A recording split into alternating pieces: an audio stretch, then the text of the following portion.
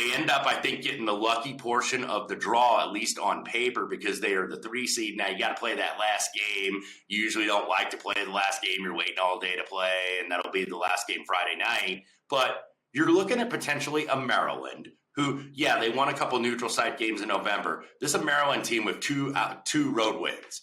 They beat Minnesota, and they beat Louisville, who's 4-27. So this is a team that has feasted and probably earned their NCAA tournament at-large bid if they don't win the Big Ten tournament at home. They went undefeated in College Park. So this is a team, Indiana would get some payback. They only got to play them once this year and did lose at Maryland, as every other team in the conference did. And then you're getting them, or you're getting Minnesota and Nebraska, that 11-14 winner. Now, credit Nebraska. They have actually played very good basketball really over the last month of the season. So I don't think that's necessarily an easy out. They'll be a tough customer, but that's good for Indiana, I think, where if they win one game, they're in the semifinals. And who are they looking at? They're looking at a Northwestern team. And you said the market not really respecting them. Northwestern, all of a sudden, this isn't like, when they first finally broke that streak a few years ago with Brian McIntosh, where they finally made the NCAA tournament. Now it's like, okay, can this team win games in the NCAA tournament? Can they advance, maybe to the second weekend? You got a team that's not used to those expectations, because I'm sure being from Chicago, Northwestern's tagline is Chicago's Big Ten team. And that's what they try to promote themselves at, even though every single school in the conference has alums in Chicago. Everybody has a bar in Chicago, as you well know. Indiana, Purdue, Iowa, Illinois, Michigan State, et cetera, et cetera. So when you look, I think Northwestern's got a lot of different pressure. And who are they looking at out of that 7-10 game? They're looking at an Illinois or a Penn State. Especially Illinois, if they advance and it's Friday night in the United Center in Chicago, that's going to be a big crowd, I think, for that game. And look, Penn State's got as much momentum as anybody. Cameron Winters hit 2 buzzer beaters, or 2-game winners rather, in 5 days. So I kind of like that. I'm looking more to attack that bottom of the bracket. I would have liked seeing a little higher on Indiana. Of like the chalky teams, they're the team I like the best. I don't really like Maryland. Michigan State and Iowa, that's a coin flip. I don't want to bet Purdue at 140, even though as an IU guy, I'm kind of a Purdue defender. But that's the concern about Purdue. Whenever they get into March, they always run into a team that out-athletes them. Even though St. Peter's wasn't really that case last year, they just out-executed them. But and I'm a Matt Painter defender. I will admit that. Okay. I think he's a very good coach. I know a lot. I know you're not as high on him, but I think he's a good coach. I just think that he is very set in his ways. In terms of how he likes to play. He likes to run that motion. He likes man-to-man defense. I think he was stubborn last year, not wanting to play Edey and Travion Williams together. That's what ended up getting him bounced out of the NCAA tournament, in my opinion. So maybe Matt's made the adjustments this year, but I like the bottom of the bracket here, and I do like it for Indiana. If you're looking to upset special, Illinois, to me, at 11-1, I'd like a little more. Illinois, to me, is the most talented team in the conference, if you just go talent for talent. I think, and I've always felt that way. Now, Illinois could get maybe a third meeting with Indiana, and I don't buy into that, difficult to beat a team 3 times. I think it's very matchup specific, but Illinois probably should have won the second game in Assembly Hall. So I don't think it was a clear 2-0 sweep for Indiana. And then Penn State, by the way, beat Indiana, where Indiana just got lost chasing screens. Penn State had so many open threes. They only played them once at Bryce Jordan Center, and Penn State just embarrassed them, really, from the 3. But I do think Indiana getting that scare, I think they're going to be focused here. And I think there's a sense that Indiana, they might really want to win this Big Ten tournament, because they've always sucked in this tournament. They've been terrible. I think they've made the final one time, and that was back when Mike Davis was the coach, when they played, when Steve Alford was at Iowa, Luke Recker, the former IU transfer, in the early 2000s. So, and I also think Trace Jackson Davis is motivated, because the book on Trace, he's one of the all-time great Indiana Hoosier players, but he's never won anything. So now there's a little bit of pressure, where it's like, I got to bring a title. I got to bring some kind of trophy to Indiana. So you're getting an Indiana team maybe at 550 or 6-1 that I think at least is going to be focused here. And that's what you're looking for, to your point earlier. It's like some teams, it's like, well, maybe they don't want to win this tournament, or maybe they want to be rested. I think Indiana's going full hardcore to try to win. Great thoughts there on the Big Ten overall, Wes. And not only, you brought up a great point with how motivated Jackson Davis will be in this tournament. And I tweeted this out earlier this morning on Monday, and I got some hate for it. I think Jackson Davis is the best player in college basketball, bar none. And you can make the case how good Zach Edey is just from drawing double teams and what he does to that Purdue team. I mentioned this with Duke, by the way. Quick side note, that the Blue Devils have struggled with turnovers, even with their improved play down the stretch. Purdue averaging the second highest turnover rate in Big Ten play. Because they're finally starting to pressure those freshman guards, Braden Smith and Fletcher Loyer, who I think in a macro sense have been very good this year and better than expected. But I think, Rutgers was able to shut him down because Rutgers has those big guards, McConnell and Mulcahy. Mag was healthy. They're a tough size matchup for Purdue, but I think it was Maryland actually in Mackey Arena that kind of set the blueprint because they started to pressure these guys. And then what happens? Indiana follows suit.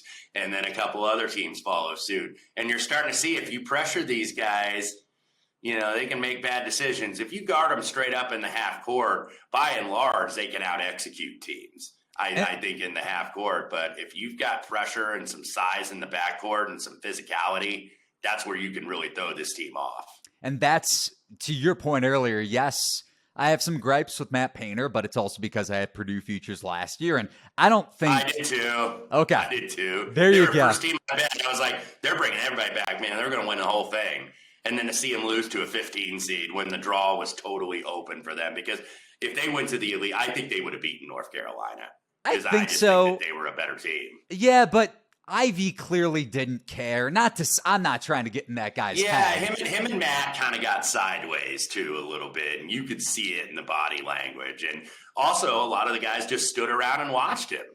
Yeah. And I think Matt made the tactical mistake not playing Travion Williams and Zach Edey together a little bit more. 100%. I thought last season, because Edey, to his credit, has done a hell of a job. He'll win the Wooden Award.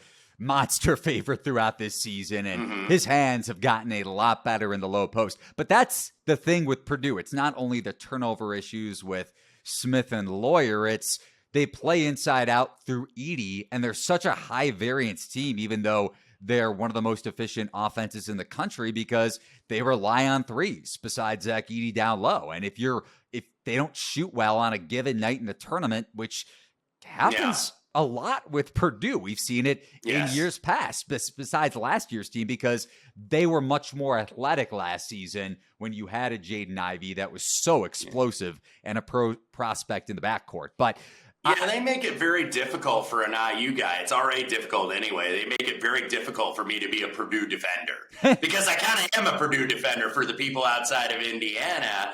And look, they keep finding ways, to disappoint.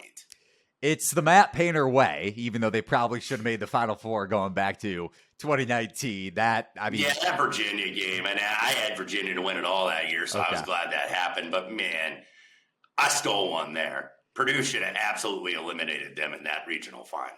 UVA not only stole one, got the job done there, but they stole one against Auburn, even though the Tigers made that late push. So you can make the case that Virginia being up by double digits for a lot of that game, they should have won the game. And I had Texas Tech, man, to win the title. I don't even want to talk about that game, but I know. Painful memories. I understand. We all have them. Very painful memories. They didn't show the replay. I think the ball went off Kyle Guy's ankle and they never ended up showing the replay, but I digress in overtime. So Trace Jackson Davis, again, I genuinely believe he is the best player in the country, not from a pro prospect standpoint, but just being so ultra efficient in every single dimension at both ends of the floor. I don't know if you've heard this stat, Wes, but I brought it up ad nauseum of late, considering I have IU futures if you didn't hear. Jackson Davis has a higher assist rate in Big Ten play than Yogi Ferrell going back to that Big Ten tournament winner in the regular season, or Big Ten conference winner in the regular season, I should say.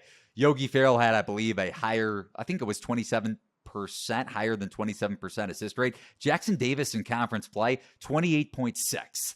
the 6th highest assist rate in conference play. Elite rebounder and an elite scorer, considering he has no mid-range, even though he almost hit that, has no three-point shot. He almost hit the half-court shot to beat Michigan at the end of regulation, and is so good on backdoor lobs and post-up touches and dribble penetration, considering he's a, 6'9", 6'10" big. So big Jackson Davis guy. Well, he's figured out how to pass out of those double teams because everybody was doubling him. And Matt Painter, I will credit Matt here, he was the first guy to do that.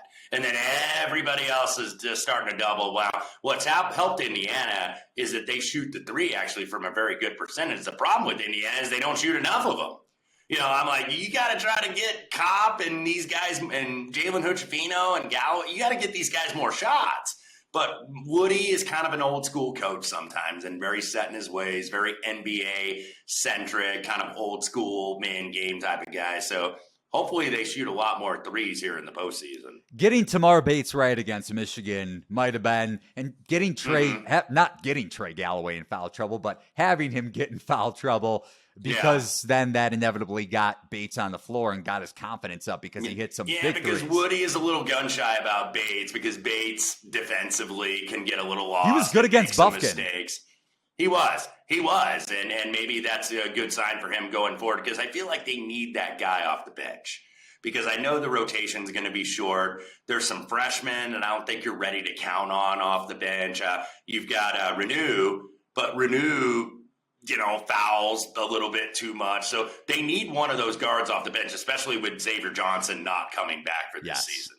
And at least apologies to those who are like, well, has this podcast become the flagship podcast of the Indiana Hoosiers? Maybe for at least 10 minutes. But you mentioned Woodson kind of getting set in his ways. At least you do have the other ball handler in Galloway, even though he's likely going to be starting the rest of the way alongside Hood-Schifino. But from a metric and looking at some of these advanced college basketball sites that use a bunch of efficiency ratings like shot quality, I understand to the average listener that might say, okay, Eli, and I don't know if, Wes, you go about things similar, not only using your own power ratings, but also looking at a bunch of different metric sites, including shot quality, because Indiana does not rate well looking at shot quality. But that's because a lot of those websites take into account more efficient shots, higher quality shots, which are threes. 3 and rim rate, right? And Hood-Schifino is a pro,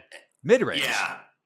Yeah, and they have rim rate, with trace, especially when they get Trace the ball like outside the block of the free throw line. You saw it yesterday against Dickinson where he kind of back in, make one move, and he can outquick a bigger guy like a Dickinson or like Edey. That's what he did at Coburn last year in the Big Ten tournament in the Illinois game. But it's because they don't take enough threes, and I think that's why a lot of the metrics guys and a lot of the SQ guys are really down on them. Yeah, no, and it makes sense. Again, the higher efficient shot from a number sense is the three and getting to the basket. And Hood-Schifino, though, to his credit, in a pro-style offense, in a sense, has taken advantage of that. I mentioned this last week on the podcast against Purdue. Why was Indiana able to upset Purdue at Mackey? Because when Purdue went drop coverage against Jackson Davis, playing even deeper than they had in that first meeting, Hood-Schifino took advantage every single time, playing like a junior or senior out there. And he's going to be should be a lottery pick,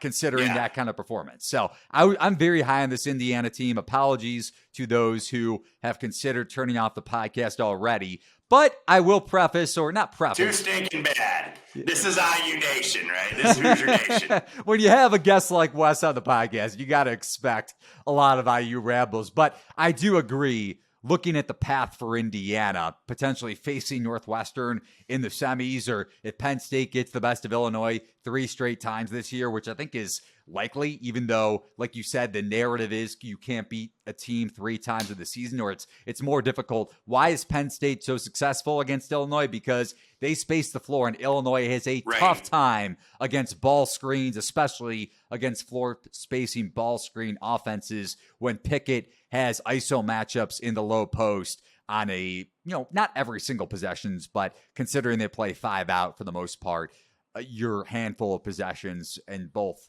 halves are giving Pickett those mismatches. So I think Indiana has the path to get to the championship game. And you face Purdue, you face Michigan State. Michigan State, probably the more difficult matchup. You mentioned Iowa, Indiana getting blitzed by Iowa. I think that is more so a product of Woodson getting picked apart by Fran McCaffrey in his tenure because McCaffrey runs that motion so well. So I wouldn't be surprised if Indiana takes it, or Iowa takes advantage of Indiana once again, if they get to the title game and they win their second straight Big Ten tournament title. But we digress. I won't say it myself. I digress. We digress about Indiana Hoosiers basketball.